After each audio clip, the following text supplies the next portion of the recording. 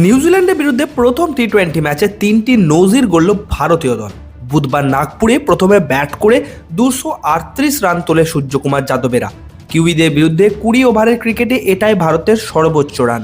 ভারতের ইনিংসে হলো 14টি ছক্কা, এটাও নিউজিল্যান্ডের বিরুদ্ধে ভারতের সর্বোচ্চ। এই নিয়ে টি-20 ক্রিকেটে 44 বার 200 বা তার বেশি রান করল টিম ইন্ডিয়া। এমন কৃতিত্ব আর কোনো দলের নেই। গত বিশ্বকাপের পর 11 বার 200 রানের বেশি করল ভারত। নজির গড়ার ম্যাচে 48 রানের জয় পেল টিম ইন্ডিয়া। প্রথমে ব্যাট করে 7 উইকেটে 238 রান করে সূর্যকুমার যাদবেরা। জবাবে নিউজিল্যান্ডের ইনিংস শেষ হয়ে যায় 7 উইকেটে 190 রানে। তাহলে বন্ধুরা, ভারত ও নিউজিল্যান্ডের মধ্যে খেলা হওয়া 5 টি-20 ম্যাচের এই প্রথম টি-20 ম্যাচটি ইতিমধ্যেই শেষ হয়ে গেছে।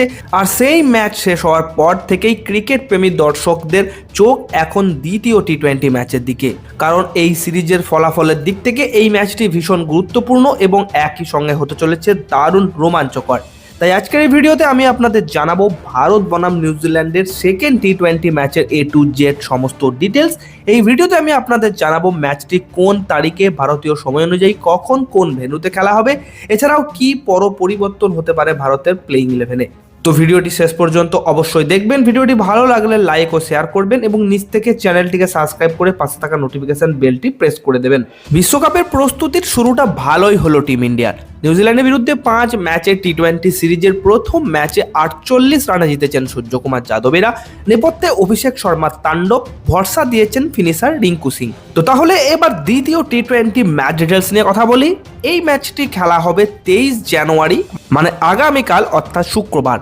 টাইমিং নিয়ে কোনো পরিবর্তন করা হয়নি। ভারতীয় সময় অনুযায়ী সন্ধ্যা 6:30টায় টস এবং ঠিক তার আধ ঘন্টা পর সন্ধ্যা 7টায় ম্যাচ শুরু হয়ে যাবে। ভেন্যুর কথা বললে এই ম্যাচটি অনুষ্ঠিত হবে বীর নারায়ণ সিং ক্রিকেট স্টেডিয়াম, রায়পুরে।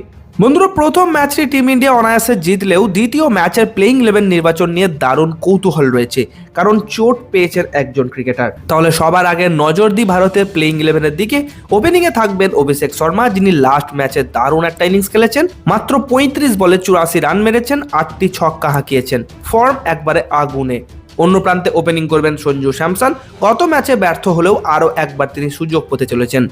3 নম্বরে থাকবেন ঈশান কিষান। তার ওপর ভরসা রাখবে আরও একবার টিম ম্যানেজমেন্ট, কারণ তিনি সদ্য ডোমেস্টিকে ভালো পারফর্ম করে ফিরেছেন। 4 নম্বরে নামবেন ভারতীয় দলের অধিনায়ক সূর্যকুমার যাদব। লাস্ট ম্যাচে অবশেষে 32 রানের একটা ভালো ইনিংস খেলেছিলেন তিনি। 5 নম্বরে নামবেন হার্দিক পান্ডিয়া এবং 6 নম্বরে নামবেন রিঙ্কু সিং। লম্বা সময় পর ভারতীয় দলের এই ফিনিশার প্লেইং 11-এ সুযোগ পেয়েছেন এবং তার ফর্ম দেখিয়েছেন।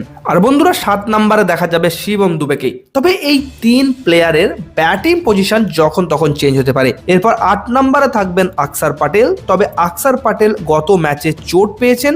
ম্যাচের মাঝে রক্তাক্ত আঙুল নিয়ে মাঠ ছেড়েছিলেন তিনি। তাই তিনি যদি সম্পূর্ণ ফিট না হন এবং দ্বিতীয় ম্যাচে না খেলেন, তবে তার জায়গায় রবি বিষ্ণই অথবা কুলদীপ যাদব সুযোগ পাবেন। আর বন্ধুরা, বোলারদের থেকে 9 নম্বরে থাকবেন জসপ্রীত বুমরা, 10 নম্বরে আকসদীপ সিং এবং 11 নম্বরে দেখা যাবে বরুণ চক্রবর্তীকে। তো এমনটাই হবে ভারতের দ্বিতীয় টি-20 ম্যাচের সম্ভাব্য প্লেইং 11। তো বন্ধুরা, আপনাদের কাছে আমার একটাই প্রশ্ন, কোন দল জিতবে এই দ্বিতীয় টি-20 ম্যাচটি? কমেন্ট বক্সে অবশ্যই জানাবেন আপনার মতামত। ভিডিওটি ভালো লাগলে লাইক করবেন, চ্যানেলটিকে সাবস্ক্রাইব করে পাশে থাকা নোটিফিকেশন বেলটি প্রেস করে দেবেন। ধন্যবাদ।